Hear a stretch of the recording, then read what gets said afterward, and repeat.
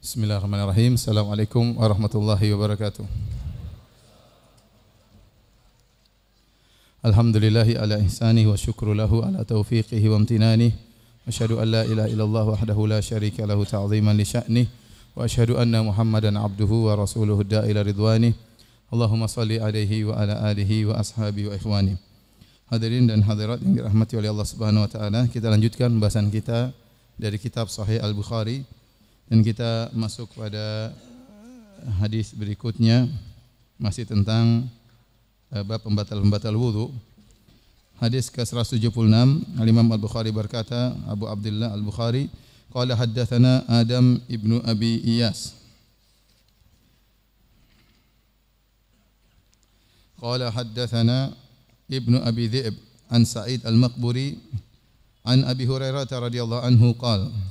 Dari Abu Hurairah radhiyallahu anhu beliau berkata, qala Nabi sallallahu alaihi wasallam, Nabi sallallahu alaihi wasallam bersabda, la yazalul abdu fi salatin ma kana fil masjid yantadhiru salata ma lam yuhdits. Bahwasanya seorang hamba dihitung tetap dalam salat selama dia di masjid dalam rangka menunggu salat berikutnya dengan syarat selama dia tidak berhadas. Saya ulangi, seorang hamba fi salat, dia berada dalam salat, argo pahala terus mengalir selama dia di masjid menunggu salat berikutnya. Malam yuhdits, selama dia tidak berhadas. Faqala rajulun a'jami, ada seorang lelaki a'jami. A'jami itu bisa jadi bukan orang Arab atau bisa jadi orang Arab namun dia tidak fasih dalam berkata-kata berbahasa Arab. Maka dia berkata, mal hadatsu ya Abu Hurairah. Apa yang dimaksud dengan hadath dalam hadis ini wahai Abu Hurairah? Qala as-saut, yakni dartah, yaitu dia buang angin. Ya, dartah maksudnya buang angin yang ada bunyinya, ya. Dalam bahasa Arab ada al-fusa wal dhurrat, ya. Kalau fusa itu buang angin tanpa ada suara, suaranya halus tidak terdengar. Adapun dhurrat yaitu suaranya terdengar. Di sini Abu Hurairah waktu ditanya selama dia tidak berhadas, apa maksudnya selama dia tidak berhadas? Padahal kita tahu namanya orang di masjid, hadasnya bisa macam-macam, bisa jadi dia buang angin, bisa jadi dia buang air kecil, ya, atau dia buang air besar, ya.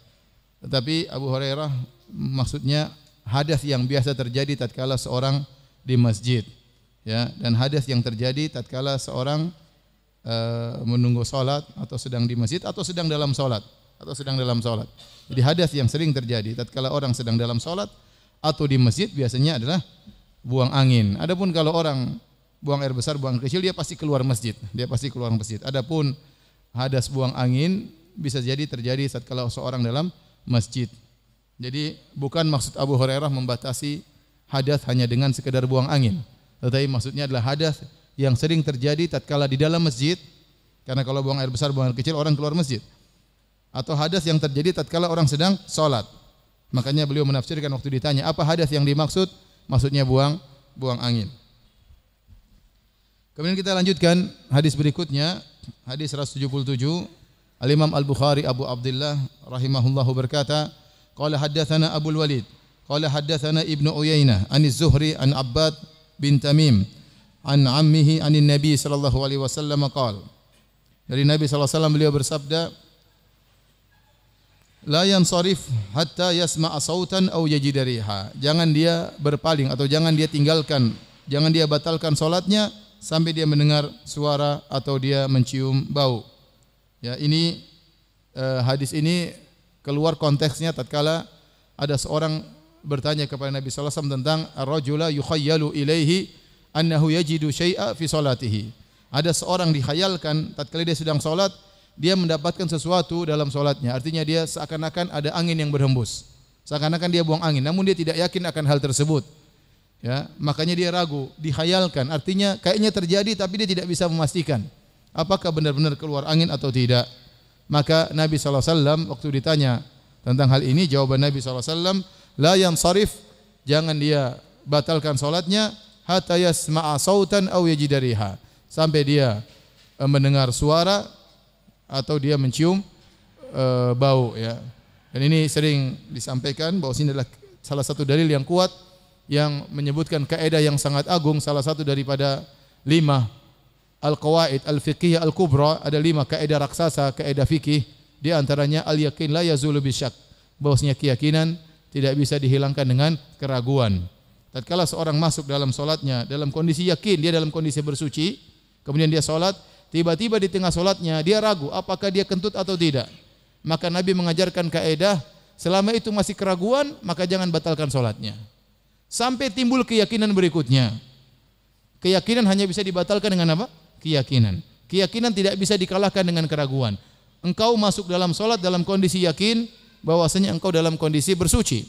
Kemudian di tengah salat engkau ragu, batal atau tidak. Nah, keraguan ini tidak bisa mengalahkan keyakinan. Maka Nabi ajarkan, lanjutkan salatmu meskipun seakan-akan ada angin yang berhembus. Selama kau belum yakin, tepis keraguan tersebut ya.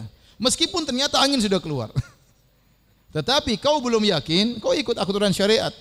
Aturan syariat selama kau belum yakin 100% keluar angin, maka lanjutkan salatmu. Ya, lanjutkan salatmu. Itu kaidah, ya. Selama belum yakin 100% keluar angin, maka lanjutkan salatmu. Ini untuk memotong was-was dan untuk mengajarkan kepada kita kaidah yakin tidak bisa dihilangkan dengan apa? Keraguan. Kecuali timbul keyakinan baru, maka keyakinan dibatalkan dengan keyakinan. Apa itu keyakinan? Kalau kau sudah mendengar bunyi tut, itu berarti kau yakin bahwasanya itu memang keluar ya. Enggak mungkin ada bunyi tanpa ada yang berhembus ya. Atau kau tidak dengar bunyi tapi kau mencium bau ya, berarti kau yakin bahwasanya kau sudah batal. Para ulama mengatakan Nabi mendahulukan bunyi daripada bau karena yang pertama ditangkap oleh panca indera adalah bunyi terlebih dahulu. Bau bisa nyusul belakangan ya. Ini dan di sini sama menjelaskan tentang hadas dalam salat, menguatkan hadis sebelumnya waktu Abu Hurairah ditanya, "Mal hadatsu ya Abu Hurairah?" Apa yang dimaksud dengan hadas? Abu Hurairah mengatakan buang angin, bukan pembatasan, tetapi ini adalah hadas yang sering terjadi tatkala orang sedang salat atau tatkala seorang sedang di masjid. Karena kalau buang air besar, buang air kecil, orang keluar dari masjid. Ya. Kita singgung kaidah yang penting tadi, al-yakin la yazulu bisyak, keyakinan tidak bisa dihilangkan dengan keraguan. Ini sangat penting dalam penerapan kaidah mengkafirkan ya. Syekhul Islam Ibnu Taimiyah dalam Majmu' Fatawa mengatakan man dakhala fil Islam bil yaqin la yazulu anhu bisyak.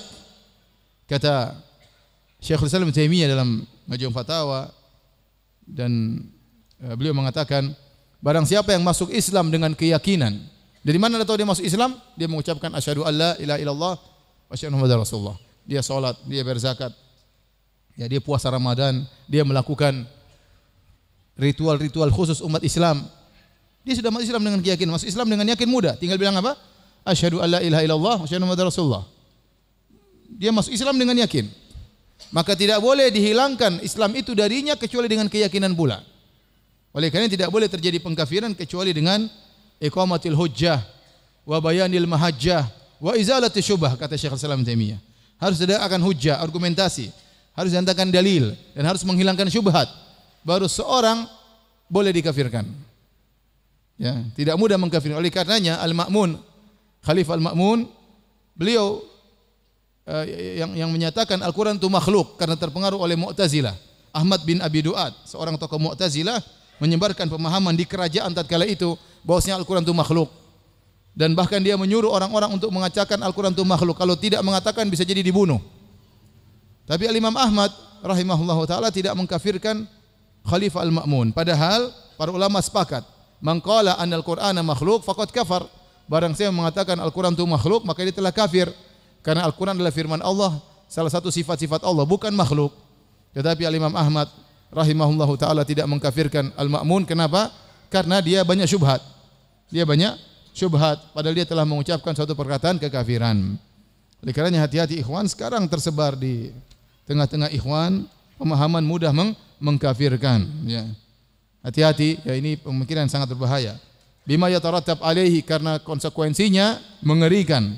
Tidaklah terjadi pengeboman sana sini, tidaklah terjadi pembantaian sana sini, ya, dilakukan oleh orang-orang yang madharnya, penampakannya seakan-akan dia sunnah, kecuali mereka memiliki pemahaman apa? Pengkafiran ya. Masuk di masjid kemudian ngebom polisi lagi sholat Jumat, subhanallah ya. Ini ada togutnya lagi sholat Jumat ya. Jadi hati-hati, tidak boleh Anda mengkafirkan orang kecuali dengan yakin. Kalau masih ragu-ragu, masih ada kemungkinan, maka tidak dikafirkan. Kalau hudud saja tudra'u al-hudud bisyubah, ada menegakkan hukum had. Kalau ada orang dituduh berzina, ada syubhat sedikit saja tidak ditegakkan hukum had. Ya. Tidak, apalagi masalah pengkafiran. Artinya memfonisan bahwasanya di dalam neraka dia akan masuk neraka jahanam kekal selama-lamanya. Dia tidak boleh menikah dengan wanita muslimah. Kalau dia punya istri harus diceraikan. Kalau dia nyembelih hewan maka tidak sah dimakan. Kalau dia mati tidak disolatkan. Kalau dia dikubur tidak boleh dikuburkan di penguburan kaum muslimin. Ini konsekuensinya berat. Maka tidak boleh kita mengkafirkan seorang kecuali tawaffarat fihi syurut, ya, kecuali terpenuhi syarat-syarat, kemudian penghalang-penghalangnya, intifaul mawani', penghalang-penghalangnya harus tidak ada, ya.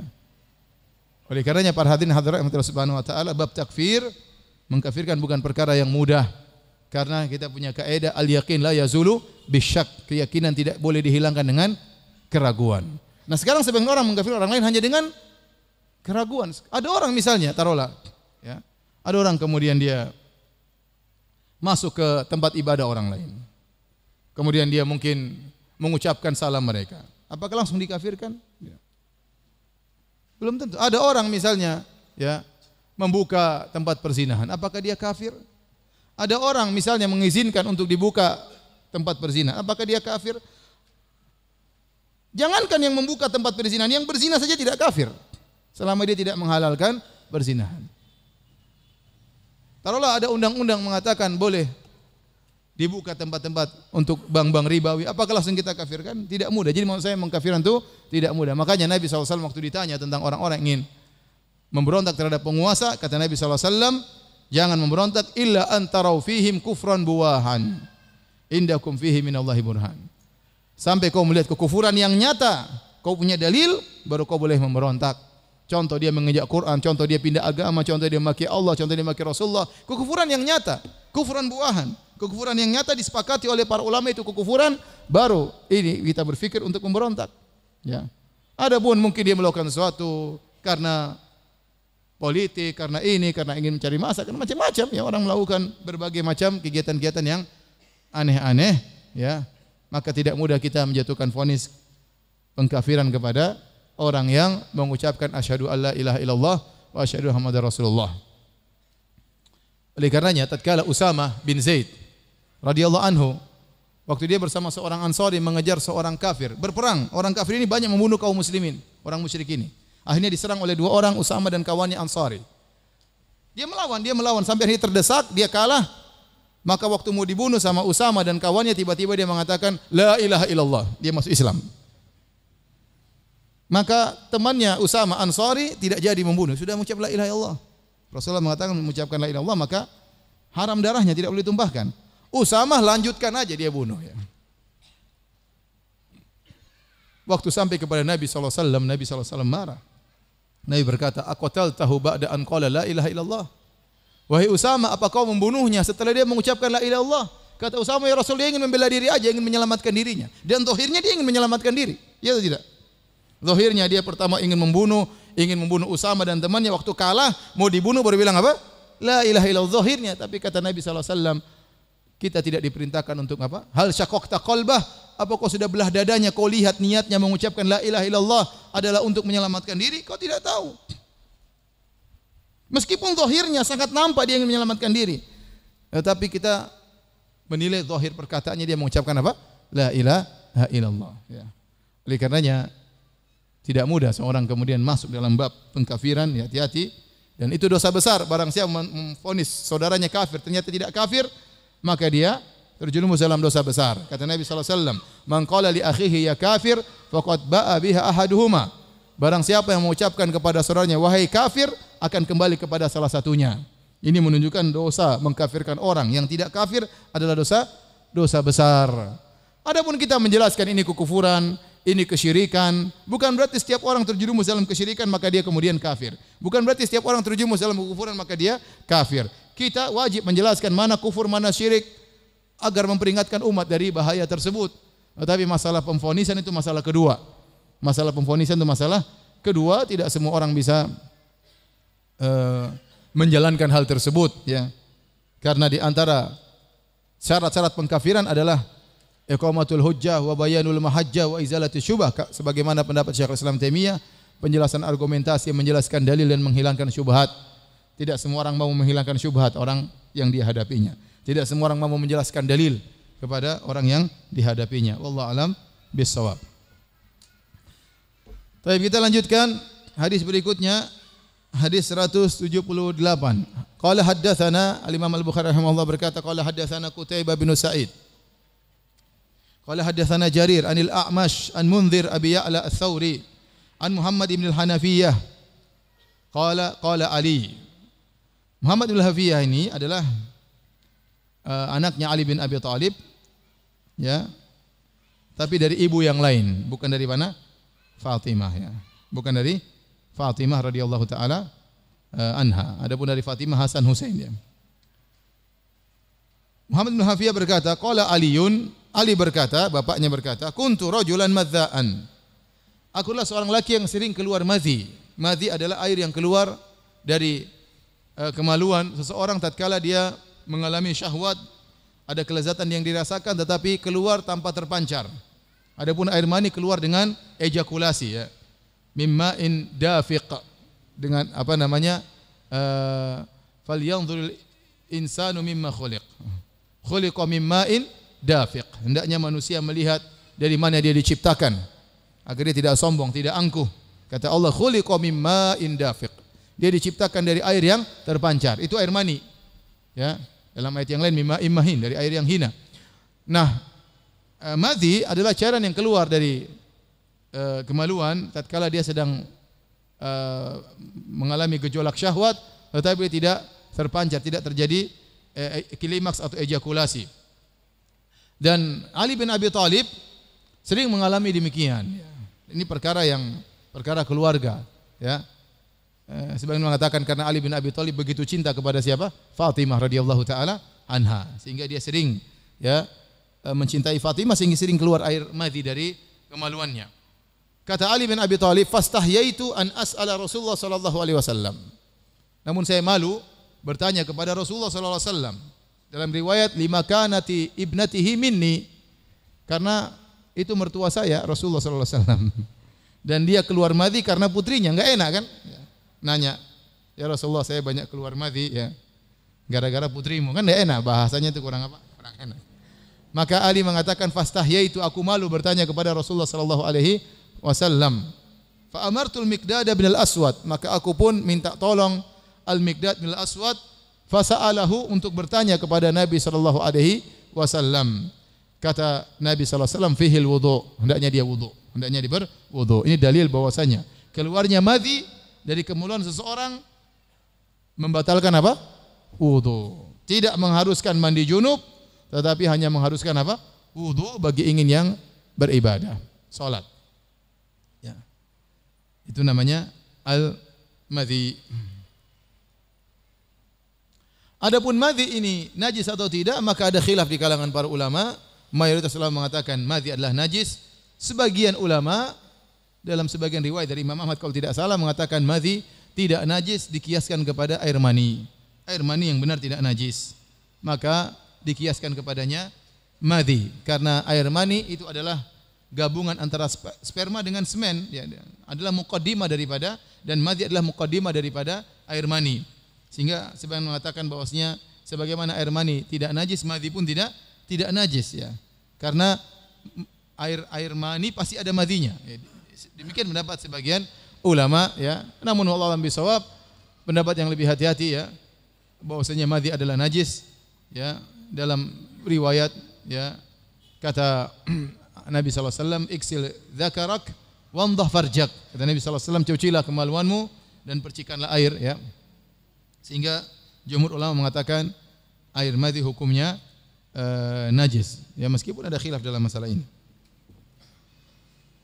Baik. Jadi air yang keluar dari kemaluan laki-laki terutama ada tiga. Yang pertama al-mani, air yang keluar dengan terpancar, dan itu air mani tidak najis, ya, tidak najis, dan harus mandi junub, ya.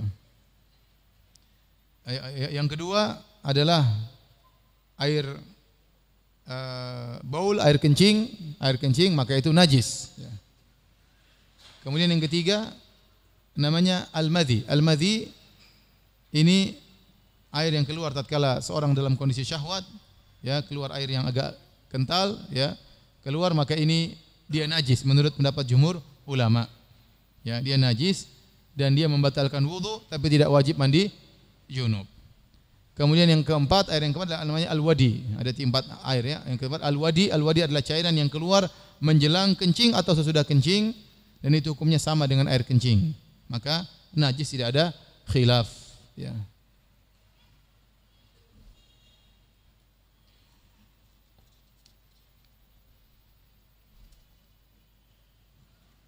Baik, kita lanjutkan hadis berikutnya, hadis 179.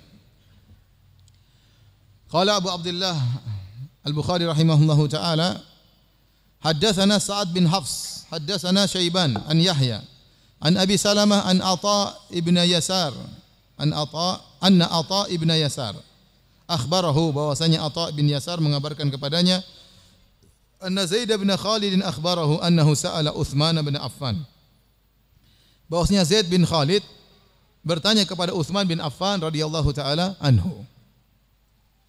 Qultu ara'aita idza jama'a falam yumni. Zaid bin Khalid bertanya kepada Utsman, wahai Utsman, bagaimana menurutmu jika seorang menjimai istrinya, menggauli istrinya, melakukan penetrasi, tetapi dia tidak keluar air mani, tidak sampai ejakulasi. Qala Utsman radhiyallahu anhu berkata, yatawaddau kama yatawaddau lis-salat wa yaksilu dzakarahu. Maka dia tidak perlu mandi junub, kata Utsman, cukup berwudu sebagaimana wudu hendak salat dan dia cuci kemaluannya. Ya, dia cuci kemaluannya. Ya, dan ini dalil bahwasanya menguatkan madhi itu najis, sehingga perlu apa? Dicuci. Dan dalam syariat asalnya pencucian kepada suatu, menurut istilah syariat, kebanyakan yang disuruh dicuci adalah sesuatu yang najis. Ya, kebanyakan sesuatu yang disuruh dicuci kebanyakannya najis, dan ini kebiasaan dalam syariat demikian. Jadi cukup mencuci kemaluannya dan berwudu. Qala Utsman, kemudian Utsman radhiyallahu anhu berdalil dengan fatwanya tersebut. Sami'tuhu min Rasulillah sallallahu alaihi wasallam. Saya berkata demikian karena saya mendengar jawaban ini dari siapa? Dari Nabi sallallahu alaihi wasallam. Kemudian kata Zaid bin Khalid, fasa'altu an dzalik Aliyan wa Zubair wa Talhah wa Ubay bin Ka'ab radhiyallahu anhum. Aku bertanya kepada 4 sahabat yang lain, Ali bin Abi Thalib, Zubair bin Awam, Talha dan Ubay bin Ka'ab, semoga Allah meridhai mereka seluruhnya. Fa'amaruhu bidzalik, dan semuanya sama jawabannya, yaitu mencuci kemaluan dan apa? Berwudu. Cuci kemaluan dan berwudu. Ini hukum ini sudah mansukh. Ini di awal Islam. Setelah itu mansukh, sehingga seorang yang menjimai istrinya sudah melakukan penetrasi, idzal taqal khitanani, sudah bertemu tempat 2 sunat. Tempat sunat laki-laki adalah di bagian bawah kepala zakar, ya. Adapun tempat sunat wanita adalah di bagian klitorisnya. Jika sudah bertemu, artinya sudah masuk kemaluannya, maka wajib untuk mandi junub meskipun tidak terjadi ejakulasi. Di awal Islam, Nabi SAW bersabda, innamal ma'u minal ma'. Kata Nabi SAW, hanya wajib mandi junub kalau keluar air mani. Ini di awal Islam. Innamal ma'u minal ma'. Hanya wajib mandi junub kalau keluar air mani. Artinya kalau tidak keluar air mani, maka tidak wajib mandi junub, hanya wudu saja. Tetapi setelah itu dirubah hukumnya, mansukh, berubah hukumnya. Kata Nabi SAW, idza jalasa baina syu'abihal arba' thumma jahadaha faqad wajabal ghuslu wa illam yunzil. Kata Nabi SAW, jika seorang laki telah duduk di antara 4 cabang wanita, itu di antara kedua pahanya dan kedua tangannya, thumma jahadah, kemudian dia melakukan penetrasi, faqad wajabal ghuslu, maka wajib mandi junub, wa illam yunzil, meskipun belum terjadi ejakulasi. Dalam hadis yang lain, idzal taqal khitanani faqad wajabal ghuslu. Jika telah bertemu dua tempat sunat, maka telah wajib mandi junub. Wa illam yunzil, meskipun belum keluar air mani. Mohon maaf kepada yang jomblo ya. Ini harus kita sampaikan, ini ilmu ya.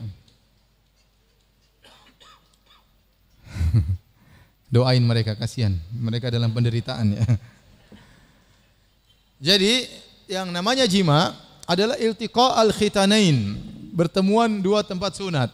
Oleh karenanya para ulama mengatakan jika kemaluan lelaki, zakar lelaki masuk dalam kemaluan wanita tetapi belum masuk hasyafah, belum masuk kepala zakar secara keseluruhan, karena kulit yang disunat adalah kulit bagian pas persis di bawah kepala zakar ya.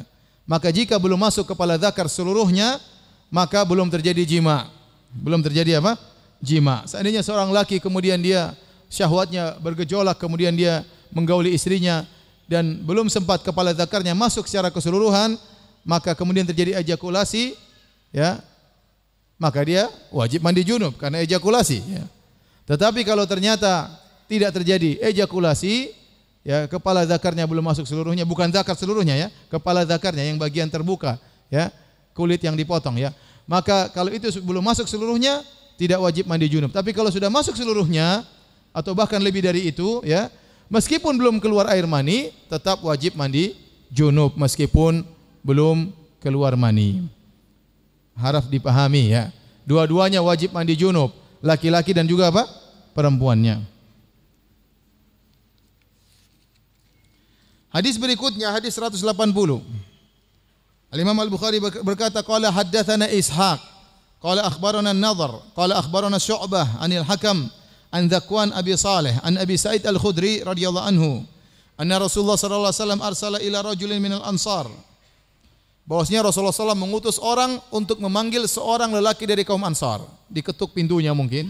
Wahai fulan, assalamualaikum, kau dicari Nabi sallallahu alaihi wasallam.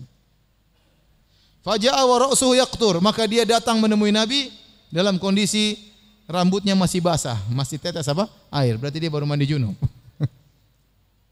Faqala Nabi sallallahu alaihi wasallam, maka Nabi berkata kepada lelaki ini yang keluar bertemu dengan Nabi, yang dipanggil oleh Nabi, rambutnya masih basah, kata Nabi, la'allana a'jalnak. Jangan-jangan kami menyegerakan engkau wahai fulan. Artinya kau masih berhubungan, tahu-tahu ada panggilan. Belum selesai, harus segera datang. Faqala na'am, benar ya Rasulullah. Faqala Rasulullah sallallahu alaihi wasallam, idza ujilta au kuhitta. Idza ujilta, kalau kau dipanggil segera padahal belum selesai, au kuhitta, al-qahtu artinya air yang disebut musim kemarau dengan musim al-qahat, yaitu air hujan terhalangi. Mau turun enggak jadi apa? Turun. Ya, kira-kira demikian. Jadi idza kuhitta artinya kau ingin ejakulasi enggak jadi, ada sesuatu yang harus kau lakukan sehingga enggak sempat ejakulasi, maka fa'alaikal wudu, kau cukup untuk berwudu, tidak harus mandi junub. Ini sudah mansukh, sudah kita jelaskan ya. Sudah mansukh. Dulu di awal hukum seperti itu. Di awal Islam, innamal ma'u minal ma'. Hanya wajib mandi junub kalau keluar air mani. Tetapi sekarang kalau sudah terjadi penetrasi, meskipun belum ejakulasi, belum klimaks, tetap saja belum orgasme, tetap saja harus mandi junub selama sudah bertemu dua tempat khitan, lelaki maupun wanita ya. Nah, Al-Imam Al-Bukhari membawakan hadis ini meskipun hadis-hadis ini sudah mansukh, hukumnya sudah mansukh, untuk menjelaskan, menguatkan bahwasanya madhi itu membatalkan apa? Wudu. Karena di awal Islam jika seorang berjima dengan istrinya kemudian belum keluar air mani, terjadi penetrasi, maka sangat dimungkinkan sudah keluar madhi. Karena madhi adalah muqaddimah keluarnya apa? Mani. Ya, madhi adalah muqaddimah keluarnya mani. Dan waktu itu Nabi suruh wudu saja. Ini dalil bahwasanya air madhi itu membatalkan wudu dan mewajibkan adanya apa? Wudu. Paham atau tidak? Yang jomblo paham, mungkin lebih paham daripada yang bapak-bapak.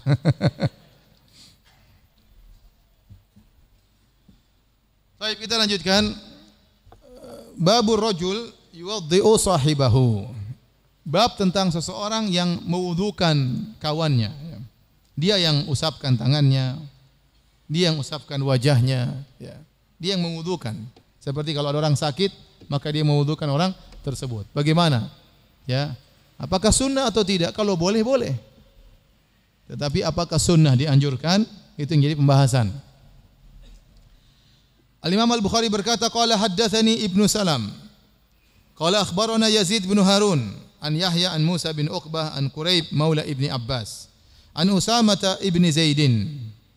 Di sini Ibnu Abbas meriwayatkan dari Usamah karena Ibnu Abbas adalah sahabat junior dan Usamah juga sahabat junior, ya. Ibnu Abbas meriwayatkan dari sahabat yang lain, Usamah bin Zaid. Kata Usamah bin Zaid, anna Rasulullah sallallahu alaihi wasallam lamma afadha min Arafata adala ila Syi'ab. Waktu Nabi sallallahu alaihi wasallam meninggalkan padang Arafah menuju ke Muzdalifah, di tengah perjalanan Nabi belok ke Syi'ab. Syi'ab adalah jalan di antara pegunungan. Kalau antum pergi ke Arafah menuju ke Muzdalifah, antum akan lihat situ banyak gunung-gunung. Ya. Disebut dengan Tariqul Ma'zamain, yaitu jalan yang di kanan kirinya gunung.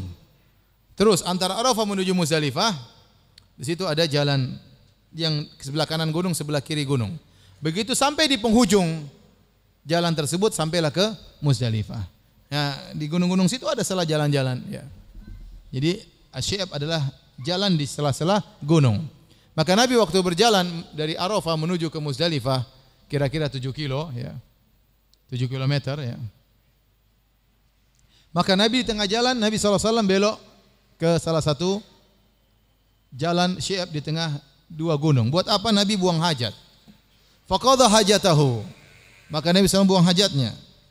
Qala Usamah ibnu Zaid. Usamah bin Zaid berkata, faja'altu asubbu alaihi wa yatawaddau. Maka aku pun mengambil air, aku tuangkan kepada Nabi, maka Nabi pun berwudu karena Nabi batal habis buang hajat. Usamah di sini menjadi perhatian kita. Usamah menuangkan air kepada Nabi sallallahu alaihi wasallam.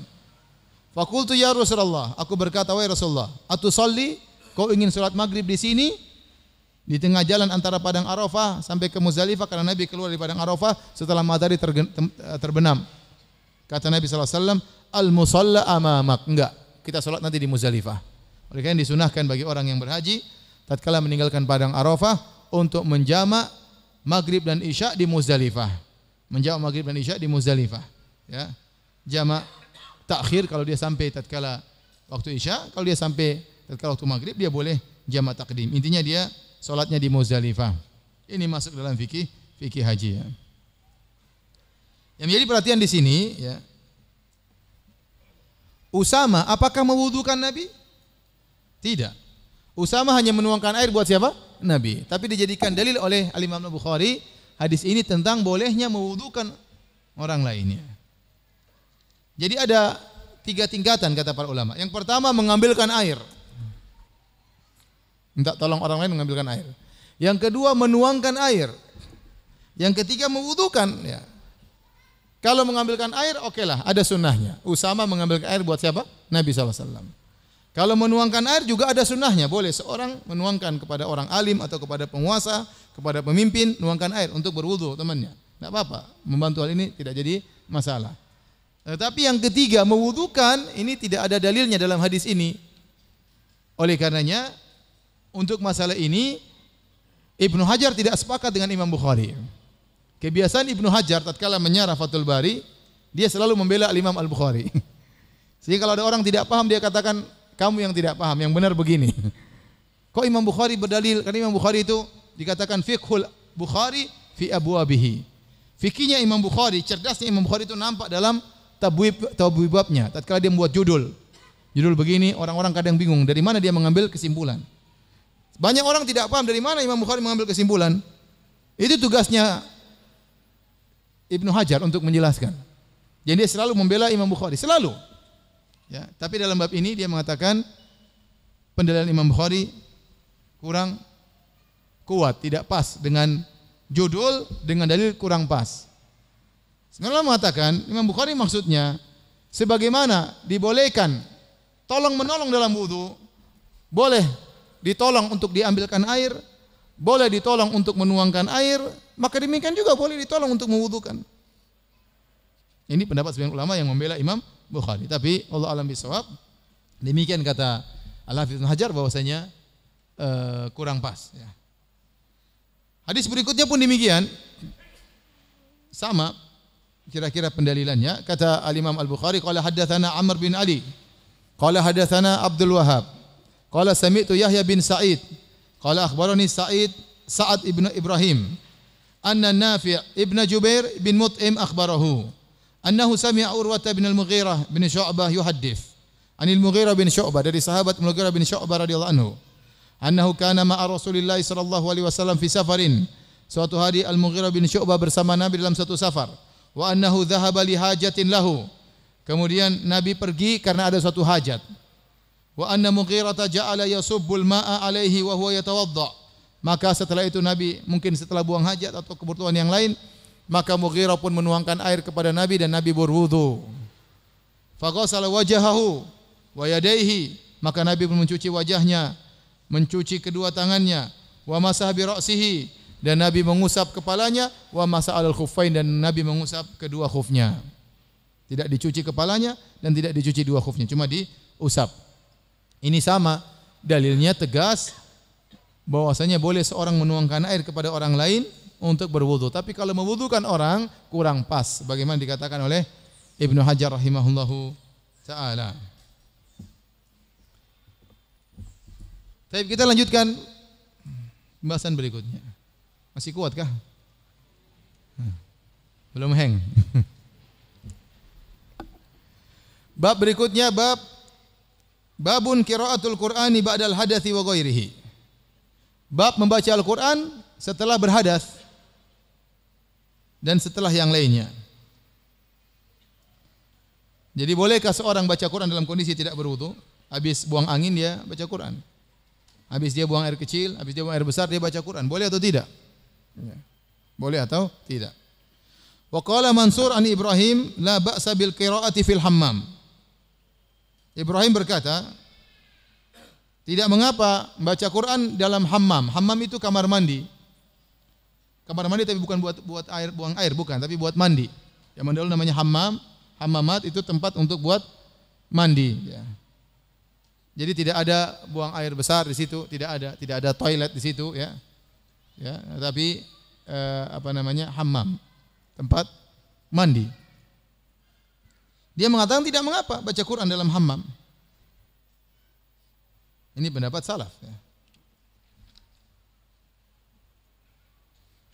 Ibrahim An-Nakhai adalah seorang tabi'in. Dia yang berkata, Ibrahim An-Nakhai seorang tabi'in.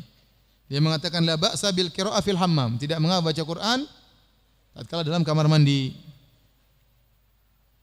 Kemudian dia berkata, wa yaktubur risalata ala ghairi wudu'in, dan tidak mengapa dia tulis surat meskipun tidak berwudu. Dalam surat ada bismillahirrahmanirrahim. Ya, dan ini min babi aula, lebih utama. Kalau baca saja tidak mengapa, apalagi hanya sekedar apa? Nulis. Karena ada orang, saya belum wudu, saya masa tulis apa? Bismillahirrahmanirrahim. Wa qala Hammadun an Ibrahim. Dari Hammad, dari Ibrahim An-Nakhai, dia berkata, in kana alaihim izarun fasallim. Kalau dalam hammam, dalam kamar mandi, dia pakai izar, tidak telanjang bulat, ya, tapi dia pakai apa? Sarung. Maka dia boleh mengucapkan assalamualaikum warahmatullah kepada orang di luar, misalnya di luar toilet, di luar hammam. Assalamualaikum, ya. Wa illa fala tusallim. Kalau tidak pakai sarung dalam kondisi telanjang, maka jangan dia mengucapkan apa? Salam. Ya. Karena di situ ada yang mengatakan karena assalam, ada juga assalamualaikum, ya. Assalam adalah nama Allah. Ada yang mengatakan doa, di situ ada juga warahmatullah, sebut nama Allah, tidak pantas dalam kondisi tidak berpakaian sama sekali. Hadirin, kesimpulan dari ini semua, ya, bahwasanya tidak disyaratkan baca Quran harus menutup aurat. Beda kalau sholat harus menutup apa? Aurat. Tidak disyaratkan. Baca Quran tidak disyaratkan menutup aurat, tetapi di antara adab seorang jangan baca Quran dalam kondisi terbuka auratnya. Ya. Tapi seandainya ada yang melakukannya, tidak ada dalil yang melarang, benar.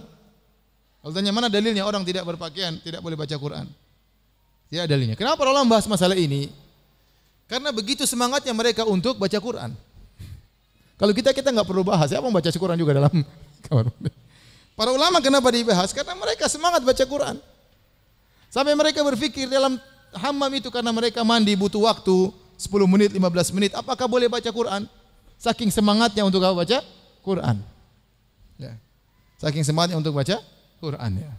Saya sudah pernah sampaikan, saya tidak melihat orang yang begitu semangat baca Al-Quran meskipun dalam safar, dalam perjalanan seperti Syekh Abdul Razak hafizahullah ta'ala. Luar biasa ya.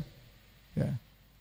Bahkan kalau dia sekali safar ke Indonesia bisa jadi dia khatam Quran dalam waktu. Padahal itu di tengah-tengah bukan datang untuk baca Quran doang ya. Dari satu tempat ke tempat yang lain, ngisi pengajian, tidak berhenti-berhenti, kemudian kemana makan, tapi ada sela-sela dia bisa baca Al-Quran. Ya. Di mobil dia baca Quran, kita kadang naik mobil, kita di depan. Depan tempat ngobrol, belakang dia baca Quran. Saya bagian ngobrolnya. Dia belakang baca Al-Quran. Naik pesawat, baca Al-Quran. Ya. Masuk MRI, waktu itu kita masuk MRI, terus ada suara, tadi dia tolong matikan. Ternyata beliau membaca apa? Al-Quran. Karena butuh waktu. Ya. Lagi di akupuntur 40 menit, baca Quran ya. Saya dipanggil Firanda, tolong simak. Baca Quran. Ya. Masya Allah ya, maksud saya semangat sekali baca Al-Quran. Kalau kita di masjid kita semangat baca Quran, tapi di perjalanan, pesawat, di mobil, sambil jalan baca Quran, ini jarang kita lakukan. Maka saya terbetik dalam benak saya, kenapa para salaf dulu membahas apakah dalam kamar mandi perlu baca Quran? Bukan karena mereka meremehkan Al-Quran, tidak, justru karena mereka mengagungkan Al-Quran, mereka tidak ingin ada waktu-waktu yang pergi tanpa ada manfaatnya. Sehingga mereka sampai dibahas, sampai khilaf di kalangan mereka. Boleh enggak baca Quran dalam hammam? Dalam kamar mandi? Ya. Ada yang mengatakan makruh, ada yang mengatakan boleh, ada yang mengatakan kalau sudah pakai sarung enggak ada masalah, ada yang mengatakan meskipun tidak pakai sarung enggak ada masalah. Jangan sampai orang terlepas dari zikir kepada Allah Subhanahu wa taala. Namun intinya maksud saya pembahasan ini maksudnya tidak ada dalil bahwasanya di antara syarat baca Al-Quran harus tertutup aurat. Yang harus tutup aurat misalnya salat, misalnya tawaf, itu harus tutup aurat. Tetapi tentunya semua sepakat di antara adab membaca Al-Quran adalah dengan berpakaian yang apa? Yang rapi. Kalau Imam Malik rahimahullahu taala tatkala mengajarkan hadis-hadis Nabi, maka dia bersiap memakai pakaian yang rapi karena haibahnya ilmu, karena ilmu itu perlu diagungkan, ya. Itu padahal majelis hadis, apalagi majelis apa? Al-Quran. Namun, ya, terkadang seorang mungkin ada sesuatu sehingga dia ingin baca Quran, maka hukumnya tidak ada larangan orang baca Quran meskipun dalam kondisi tidak tertutup auratnya. Tetapi tentunya yang terbaik adalah tertutup aurat sebagai bentuk ya penghormatan terhadap firman Allah Subhanahu wa taala. Baik. Sudah muazan ya? Ya, baik. Habis Isya yang punya pertanyaan tolong disampaikan. Demikian wabillahi taufik. Assalamualaikum warahmatullahi wabarakatuh. Bismillah, alhamdulillah, salatu wassalamu ala Rasulillah wa ala alihi washabihi. Pertanyaan Ustaz, kalau istri selesai haid tapi belum sempat mandi besar, berhubungan dengan suami, istri harus mandi hadas dan junub atau hanya mandi junub saja sudah sah untuk ibadah? Intinya kalau seorang wanita kemudian dia haid dan sudah suci, maka dia mandi janabah untuk menghilangkan hadas besarnya, karena haid hadas besar. Kalau dia sudah niatkan untuk menghilangkan hadas besar, maka dia sudah boleh beribadah, karena hadas besar dan hadas kecil terangkat secara otomatis. Begitu dia selesai mandi besar, dia langsung boleh sholat, ya. Kalau dia dalam mandi mandi junubnya itu dia berwudu, bagus karena itu sunnah. Tapi seandainya dia tidak berwudu, yang penting dia niatkan mandi untuk membersihkan, mengangkat hadas besarnya, maka otomatis dia sudah suci dan dia boleh untuk langsung salat, ya, langsung salat.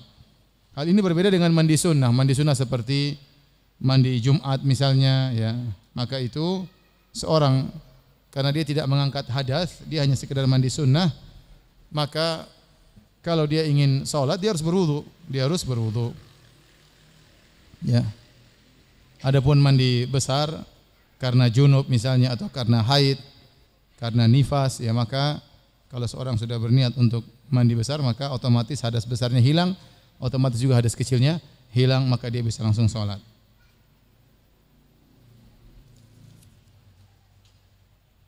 Pertanyaan tadi juga, bagaimana kalau belum mandi junub kemudian berhubungan dengan suami, ya. Suaminya yang dipermasalahkan, ya. Ada khilaf di kalangan para ulama. Kata Allah Subhanahu wa taala, "Wala taqrabuhunna hatta yatuhurn, fa idza tatahharna fa'tuhunna min haitsu amarakumullah. Innallaha yuhibbut tawwabin wa yuhibbul mutatahhirin. Nisa'ukum harthul lakum fa'tu harthakum anna syi'tum." Kata Allah, kalau mereka sedang haid, ya, wala taqrabuhun, jangan dekati para wanita tatkala mereka sedang haid, jangan digauli hatta yatuhun, sampai mereka suci. Fa idza tatahharna, kalau mereka sudah bersuci, jadi kata Allah sampai mereka suci, dan jika mereka telah bersuci, jadi beda antara suci dengan bersuci. Jangan dekati mereka sampai mereka suci, artinya sampai darahnya berhenti. Kemudian fa idza tatahharna, kalau mereka sudah bersuci, maka silakan gauli mereka. Ini pendapat mayoritas mazhab, 4 mazhab mengatakan bahwasanya untuk boleh menggauli istri, istri harus mandi junub dulu. Bukan hanya sekedar bersih, tapi harus mandi junub dulu. Tapi mazhab Zahiriyah, demikian juga dipilih oleh Syekh Albani rahimahullahu taala, jika wanita kemudian sudah bersih, boleh digauli meskipun dia hanya membersihkan dengan air, misalnya mencuci bagian kemaluannya atau dia berwudu, sudah boleh digauli. Karena kalau nunggu mandi kelamaan, ya. Dibolehkan menurut pendapat Zahiriyah dan pendapat Syekh Albani rahimahullah taala. Namun pendapat yang lebih hati-hati adalah pendapat jumhur ulama, maka selain bersuci harus apa? Bertatahhar. Bertatahhur itu di situ bagi bersuci bagi orang yang junub adalah dengan mandi junub. Baru boleh digauli, ya. Jadi suaminya yang dipertanyakan, ya. Sabar. Apabila setelah wudu lalu perut sakit seperti ingin buang angin, bolehkah kita mempertahankan wudu kita dengan menahan buang angin? Kasihan nanti mendatangkan kemudaratan, ya. Biarkanlah dia berhembus. Dia terdesak, dihimpit, akhirnya terkumpul, akhirnya kalau ditahan bisa meledak, ya. Oleh karenanya kalau angin, tapi kalau ditanya apakah boleh ditahan, jawabannya boleh, ya. Ditahan. Kalau orang sholat dalam kondisi menahan angin, maka ini makruh. Ada khilaf, ada yang mengatakan dosa karena haram, ada yang mengatakan makruh, ya. Saya katakan kalau anginnya ringan, tidak mengganggu kekhusyuan sholat kita, maka ditahan insya Allah nggak ada masalah, ya. Sekedar ada kayak gerakan ingin kentut tapi tidak mengganggu. Tetapi kalau benar-benar mengganggu, naik turun, ya, sudahlah dihembuskan aja, ya. Setelah itu kita berwudu, kita lanjutkan sholat, dan pahala sholat berjamaah tidak hilang. Wong kita sudah sholat berjamaah meskipun harus membatalkan sholat. Ana mau tanya, jika kita mau tidur kan disunahkan wudu terlebih dahulu. Terus bagaimana jika kita sudah wudu tapi kita makan? Apakah harus wudu lagi? Jawabannya tidak. Makan tidak membatalkan apa? Wudu. Meskipun 2 piring tidak membatalkan wudu. Ya, tidak membatalkan wudu. Oleh karena ditanya, Rasulullah, apakah kita berwudu karena makan hewan kambing? Kata Nabi, kalau mau berwudu, kalau mau enggak. Apa kita berwudu karena makan onta? Kata Nabi, iya. Ya. Jadi yang membatalkan wudu itu kalau makan apa? Onta, daging onta. Sebagaimana kita sebutkan khilafnya pada pertemuan lalu.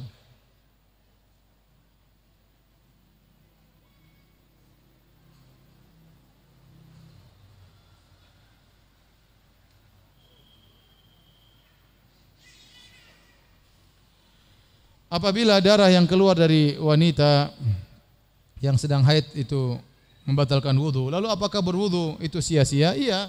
Yang benar bahwasanya wanita haid tidak perlu apa? Berwudu ya. Karena dia wudu tidak ada faedahnya ya. Ya. Karena haid itu waktu hadasnya panjang. Sebagian berpendapat dikiaskan dengan junub. Sebagaimana kalau orang junub sebelum tidur boleh berwudu dan sunnahnya demikian, maka haid juga kalau mau tidur berwudu. Namun ini kias yang tidak benar ya. Karena berbeda ya. Tidak ada dalil tentang hal tersebut, padahal wanita di zaman Nabi begitu banyak yang haid, namun Nabi tidak menganjurkan mereka untuk berwudu sebelum apa? Sebelum tidur ya. Jadi yang dianjurkan untuk berwudu sebelum tidur meskipun orang yang junub. Kalau dia tidak ingin mandi, airnya tidak ada atau dia takut kedinginan, maka dianjurkan dia berwudu ya. Namun ini tidak berlaku bagi wanita haid. Wallahu a'lam bishawab. Ini sama. Jika sholat tapi kebelet kentut, apa boleh nahan kentut? Kalau tanggung mungkin tidak apa-apa ya. Ntar lagi imam salam. Tapi kalau rakaat pertama sudah nahan kentut, ya mending dihembuskan aja ya. Kalau nahan kentut kadang jadi bunyi ke perut, kentutnya ke dalam. Apakah batal wudu? Enggak. Selama kentutnya dalam, itu namanya bukan kentut ya. Kentut itu kalau keluar.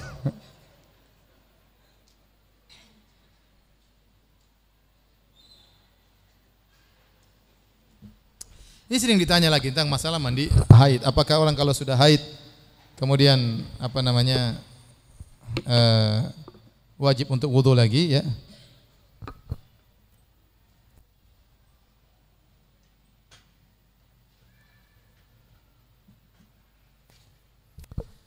Jadi ikhwan dan akhwat, mandi ada dua.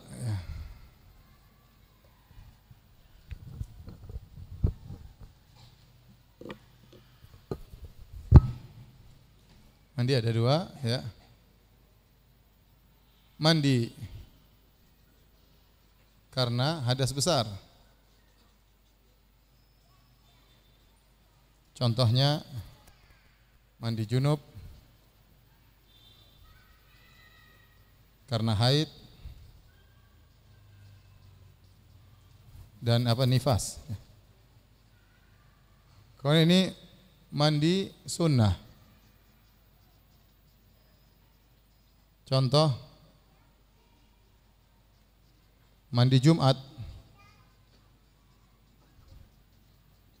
dia enggak ada janabah tapi dia ingin sholat Jumat, maka dianjurkan untuk apa? Mandi. Maka mandi karena hadas ini ada dua model ya. Mandi sempurna sesuai sunnah.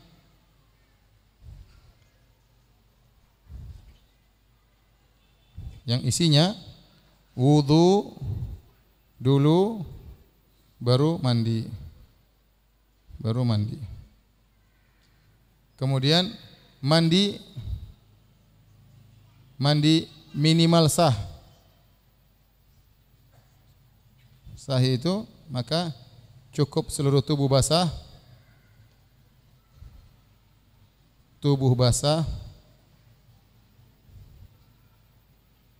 Meski tanpa wudu.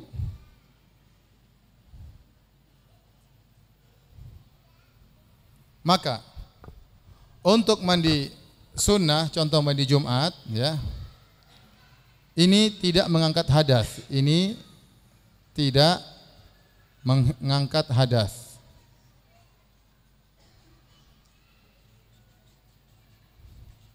Sehingga jika tatkala mandi belum wudu, maka harus wudu lagi kalau mau sholat.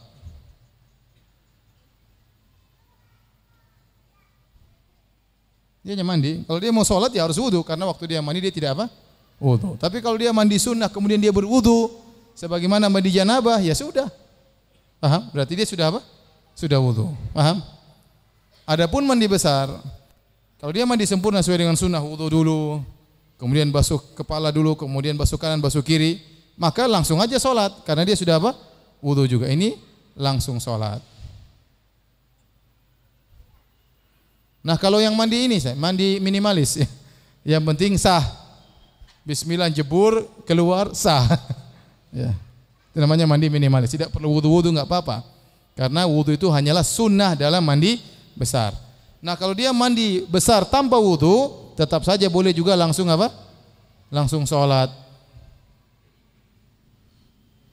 Kenapa? Karena mandinya sah dan telah terangkat, kalau sah telah terangkat hadasnya.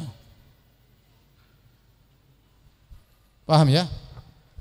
Paham. Jadi kalau sudah mandi besar, mau wudu atau enggak wudu, boleh langsung apa? Salat. Ya, terkadang kita buru-buru, enggak sempat jalankan sunnah atau air terbatas, ya. Langsung aja mandi, langsung salat, enggak ada masalah ya. Ini kira-kira tentang masalah mandi. Demikian saja kajian kita. Insyaallah kita lanjutkan pekan depan. Bismillah taala. Subhanakallah bihamdik. Asyhadu alla ilaha illa anta. Astaghfiruka wa atubu ilaik. Assalamualaikum warahmatullahi wabarakatuh.